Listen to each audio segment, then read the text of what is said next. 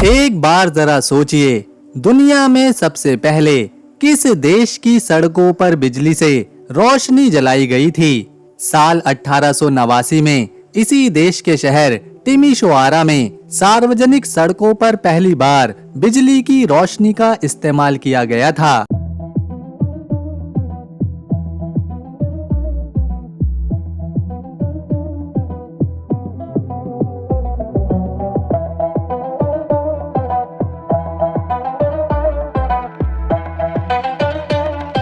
इस देश का डैन्यूब डेल्टा यूरोप की सबसे महत्वपूर्ण जमीनों में से एक है।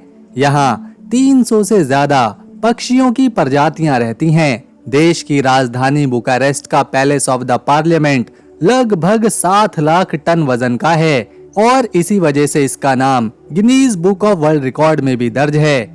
इसे दुनिया की सबसे भारी इमारत का दर्जा प्राप्त है। इस देश की भाषा पूर्वी यूरोप में बोली जाती है, लेकिन इसकी जड़ें लैटिन से जुड़ी हैं। इसीलिए इसमें इतावली, स्पेनिश और फ्रेंच जैसी भाषाओं से बहुत सी समानताएं मिलती हैं। हालांकि ये एक यूरोपीय देश है। यहाँ आपको कार्पेथियन पर्वतमालाएं देखने को मिलेंगी। इन पहाड़ों ने देश के भूगोल और ट्रांसल्वेनिया जैसे ऐतिहासिक क्षेत्रों को आकार देने में बड़ी भूमिका निभाई है। ये बहुत ही खास देश है, रोमानिया।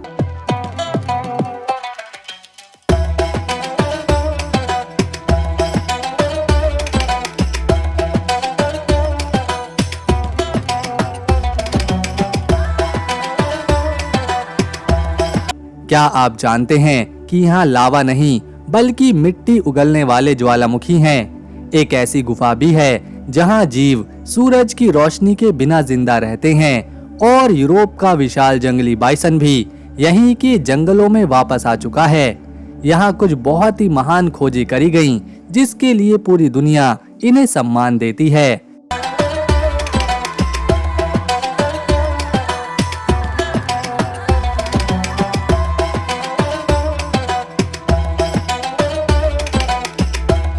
लहसुन के बिना ये लोग खाना नहीं खाते, क्योंकि लहसुन इन्हें बहुत ज्यादा पसंद है। इस देश के पहाड़, जंगल और नदियां अनोखे जानवरों और पक्षियों का घर हैं, जिसके एक वैज्ञानिक ने दुनिया को इंसुलिन जैसी दवाई का आविष्कार करके दिया, जिससे आज करोड़ों डायबिटीज मरीजों की जिंदगी आसान हो पाई है। इसके अलावा फाउंटेन पेन की खोज भी यहीं पर की गई थी। यहाँ अगर कोई गलती से भी भालू को मार देता है या भालू को नुकसान पहुँचाता है तो उसे कड़ी सजा दी जाती है, क्योंकि यहाँ भालू राष्ट्रीय धरोहर माने जाते हैं। देश की आबादी को अगर हम जाने तो यहाँ 1,90,00,000 लोग रहते हैं, जिसमें से 95 लाख महिलाएं हैं और पुरुष 91 लाख हैं, यानी 4 लाख महिलाएं यहाँ पर पुरुषों से ज्यादा हैं। यही कारण है यहाँ आपको बहुत सी महिलाएं अकेली ही देखने को मिलेंगी, 4 लाख से भी ज्यादा, क्योंकि यहाँ यूरोप के बाकी देशों की तरह लोग दूसरे बड़े और आधुनिक देशों में जा रहे हैं, खासतौर पर ब्रिटेन में, फ्रांस में और अमेरिका में। रोमानिया में सबसे बड़ा धर्म है ईसाई, जिसे लगभग 90% लोग फॉलो करते हैं। पर ईसाई धर्म में भी 81% लोग ऑर्थोडॉक्स ईसाई हैं, 5% में रोमन कैथोलिक हैं और 4% में प्रोटेस्टेंट हैं। बाकी जो 10% के लोग हैं या तो वो नास्तिक हैं या फिर अन्य धर्मों के हैं। बुकारेस्ट ये है यहाँ की राजधानी। ये युवाओं को बहुत पसंद आती है, क्योंकि यहाँ वो हर चीज देखने को मिलती है जो किसी को भी आराम और सुकून या फिर जोश से भर दे।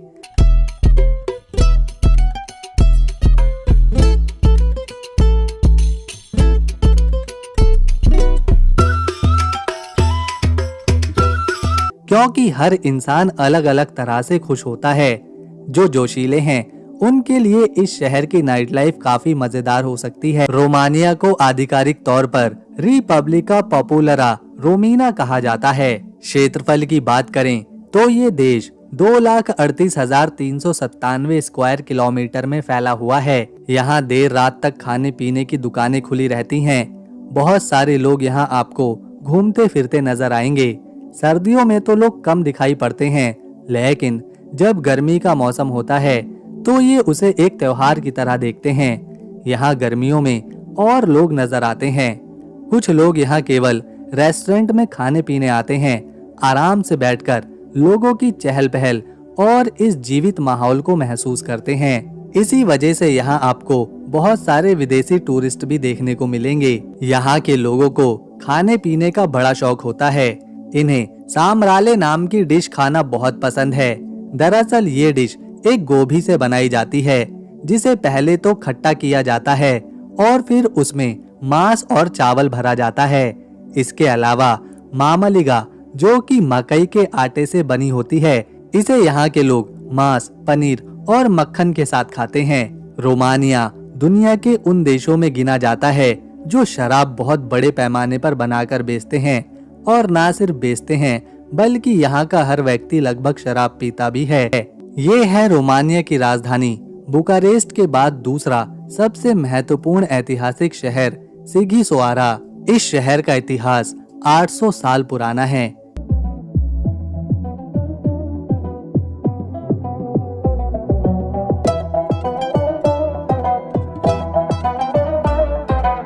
बारहवीं शताब्दी से जुड़ा हुआ है, जब इस शहर को सैक्सन लोगों ने बसाना शुरू किया। सैक्सन साम्राज्य के लोगों ने उस समय इस शहर में कई किले और चर्च बनवाए, जिससे वो शहर की रक्षा करते, साथ में इसे आर्थिक केंद्र भी बनाते, क्योंकि जहाँ ज्यादा अच्छी इमारतें, किले, चर्च और महल, वहाँ ज्यादा अच्छा व्यापार। इसीलिए सैक्सन साम्राज्य के लोगों ने वो हर चीज इस शहर में बनाई जो उन्हें आर्थिक तौर पर फायदा पहुंचा सकती थी। क्योंकि ये शहर इतना ज्यादा पुराना है, यहाँ की गलियां, वायर्ड घर और किलेबंदी सब कुछ बयां करती हैं। इसके इतिहास और कला को देखते हुए ही यूनेस्को ने इस पूरे शहर को अपनी वर्ल्ड हेरिटेज साइट्स में शामिल किया हुआ है। आज भी इस शहर में रात के समय बाजार लगाए जाते हैं, संगीत बजाए जाते हैं और सैक्सन लोगों की परंपराएं भी निभाई जाती हैं। इस शहर को एक और चीज बहुत ही खास बनाती है, वो है ड्रैकुला का घर।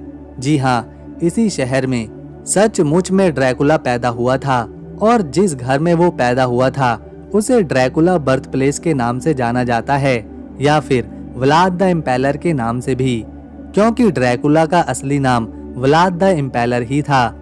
साल 1437 में वो इसी घर में पैदा हुआ था, जिसे आज के समय में एक म्यूजियम में बदल दिया गया है।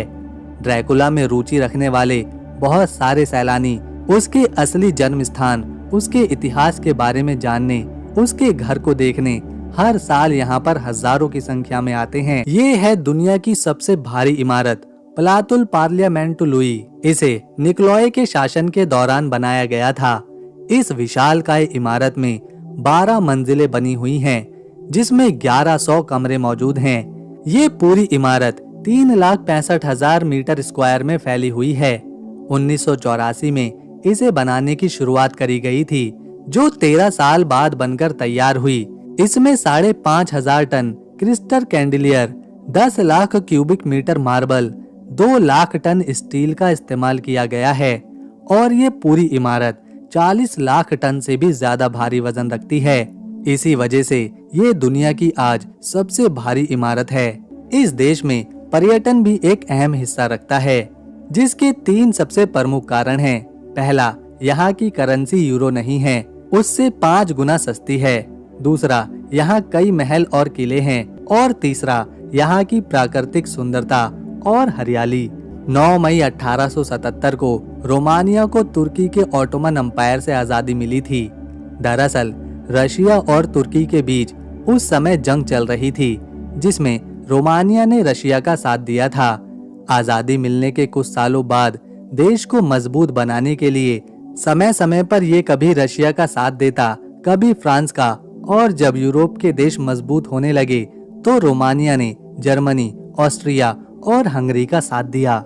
लेकिन जब यूएसएसआर मजबूत हुआ तो यहाँ उसने अपना प्रभाव बढ़ाना शुरू कर दिया, और इसी वजह से 1947 में यहाँ पर कम्युनिस्ट सरकार बनी, और फिर रोमानिया यूएसएसआर का हिस्सा बन गया।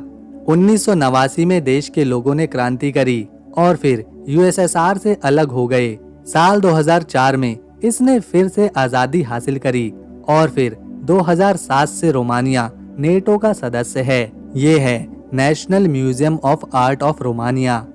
ये रोमानिया के सबसे बड़े और प्रसिद्ध कला म्यूजियम में से एक है, जो कि राजधानी बुकारेस्ट में मौजूद है। इसकी स्थापना देश की कला को, संस्कृति को और इतिहास को संभाल कर रखने के लिए सन 1950 में करी गई थी। उस समय इसका नाम the museum of fine arts हुआ करता था। इस म्यूजियम के पास ही रेवोल्यूशन स्क्वायर भी देखने को मिलता है। ये जो म्यूजियम है, इसकी जो प्रमुख इमारत है वो एक राजा का महल हुआ करती थी। पूरे म्यूजियम को 2 हिस्सों में बांटा गया है, जिसमें एक है यूरोपियन आर्ट सेक्शन और दूसरा रोमानियन आर्ट सेक्शन। यहाँ आपको यूरोप की पुरानी कला जैसे कि इटली की, फ्रेंच की और डच की कई पेंटिंग्स और मूर्ति कला देखने को मिलेंगी। इसके अलावा रोमानिया के प्रसिद्ध चित्रकारों की पेंटिंग्स को भी यहाँ पर शोकेस किया गया है, जैसे निकोले की चित्रकारी, थियोडोर अमन की पेंटिंग्स और स्टीफन लूशियन की कलाकारी। साथ ही साथ यहाँ पर मध्य युग के बहुत से प्रमाण मौजूद हैं। तो दोस्तों, अगर आपको हमारी वीडियो और इन्फॉर्मेशन पसंद आई तो इसे एक लाइक दें, शेयर करें और चैनल को सब्सक्राइब कर बेल आइकन जरूर दबाएं, ताकि आने वाली नई वीडियो की अपडेट आपको मिले सबसे पहले। हम मिलेंगे नेक्स्ट वीडियो में, तब तक के लिए नमस्कार, अपना ख्याल रखें। दुनिया में ये क्षेत्रफल के हिसाब से 82वें नंबर पर आता है। इसके उत्तर में यूक्रेन है, पूर्व में मोल्दोवा है, दक्षिण की दिशा में बुल्गारिया है, दक्षिण पश्चिम की तरफ सर्बिया देश है और पश्चिम में हंगरी देश है। इसके अलावा दक्षिण पूर्व की दिशा में ब्लैक सी का एक तट भी मौजूद है। ये है रोमानिया की सबसे प्रमुख, प्रसिद्ध और खतरनाक सड़क, जिसे ट्रांस फगारस के नाम से पूरी दुनिया जानती है। इस पूरी सड़क को फगारस के पहाड़ों के बीच बनाया गया है और इस तरह की सड़क पूरे यूरोप में आपको कहीं भी देखने को नहीं मिलेगी। मतलब बनाने वालों ने पहाड़ों के बीच से इन्हें कैसे इतने सुंदर तरीके से बनाया होगा, और वो भी आज के समय में नहीं। इस सड़क का निर्माण तो 1970 में शुरू किया गया था और 4 साल बाद यानी 1974 में इसे पूरा भी कर लिया गया। इसे बनवाया था रोमानिया के एक नेता निकोलोय ने। इस पूरे प्रोजेक्ट के पीछे एक ही कारण था कि ट्रांसल्वेनिया और वलाचिया को आपस में जोड़ना, जिससे रोमानिया की सैन्य ताकत बढ़ाई जा सके, उसे मजबूत किया जा सके। यह सड़क फगारस के पर्वतों की श्रृंखला के बीच से होकर गुजरती है, जो कि 90 किलोमीटर लंबी है। साथ ही साथ समुद्र तल से इसकी ऊंचाई 2042 फीट यानी कि 6693 फीट की है, जिस वजह से यह रोमानिया की सबसे ऊंची सड़क होने का खिताब भी अपने पास रखती है। ये है रोमानिया में इस्तेमाल होने वाली करेंसी, जिसे रोमानियन लीव कहा जाता है। भारत के लगभग 18 रुपए एक रोमानियन लीव के बराबर वैल्यू रखते हैं, जो बाकी यूरोपीय देशों के मुकाबले काफी सस्ती करेंसी है। ये है देश में एक खूबसूरत और प्रसिद्ध किला। इसका नाम है ब्रान कैस्टल, लेकिन लोग इसे ड्रैकुला के किले के नाम से जानते हैं, क्योंकि 1992 में एक डरावनी फिल्म बनी थी, ब्राम स्टोकर ड्रैकुला, और इस फिल्म में ड्रैकुला के जिस घर को दिखाया गया था वो यही किला था। 1377 में किंग लुइस फर्स्ट ने इस किले को बनवाया था, जो कि ट्रांसल्वेनिया और ब्राजीलिया के बीच बना हुआ है। यहाँ काफी बड़ी संख्या में सैनिक मौजूद रहते थे और रोमानिया को हमलों से बचाते थे। खासतौर पर हंगरी के हमलों से बचने के लिए ब्रान कैसल का निर्माण करवाया गया था।